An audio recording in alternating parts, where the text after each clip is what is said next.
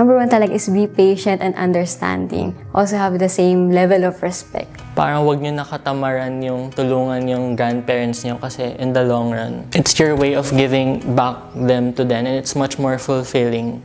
Don't know what you're missing out on until they're gone.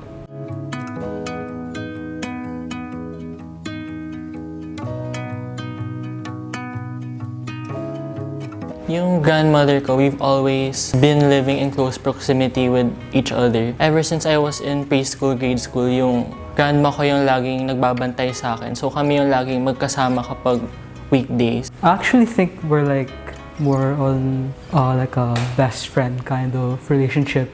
Although there's still a certain respect, especially for Filipino culture na there's hierarchy and then respect for elderly, of course. Currently, kasama ko sa bahay yung lola ko and I think almost 10 years na kaming everyday magkasama. Currently, since magkasama na kami ng lola ko sa bahay everyday since nag-uwian ko.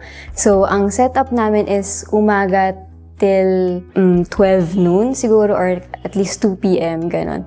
Nandun na yung paghugas ng plato, paglilinis, or pagwawalis, pagmamap if kailangan. Since we live in close proximity to each other, kapag may kailangan siya sa house na hindi niya kaya gawin mag-isa, so in regards sa technology or may kailangan siya linisin sa bahay niya na like kunwari hindi niya abot, ako yung pinapapunta doon ng mom ko. Then recently, kapag kailangan siya samahan sa check-up, since yung lola ko hindi siya marunong mag-book ng Grab by herself, so kailangan ko siya samahan. I still think of it like as a positive experience. Parang hindi naman labag sa loob ko na tinutulungan ko yung lola ko kasi siya yung like nagpalaki sa akin and tumulong sa akin when I was younger.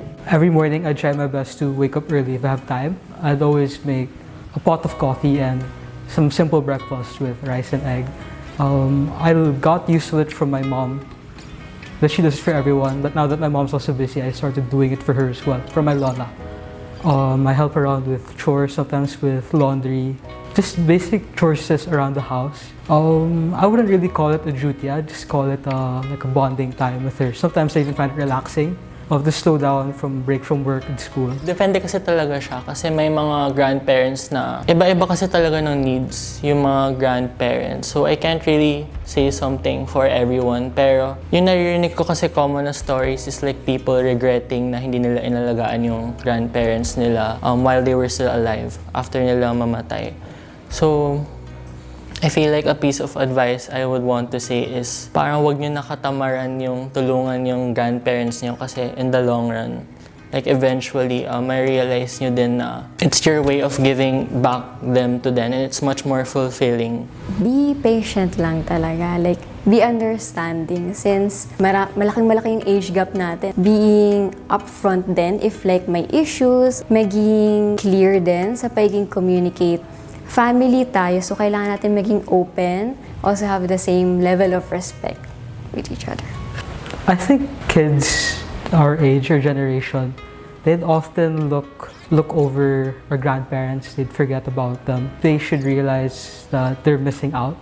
They should be reminded that it doesn't really apply to everyone, but don't know what you're missing out on until they're gone.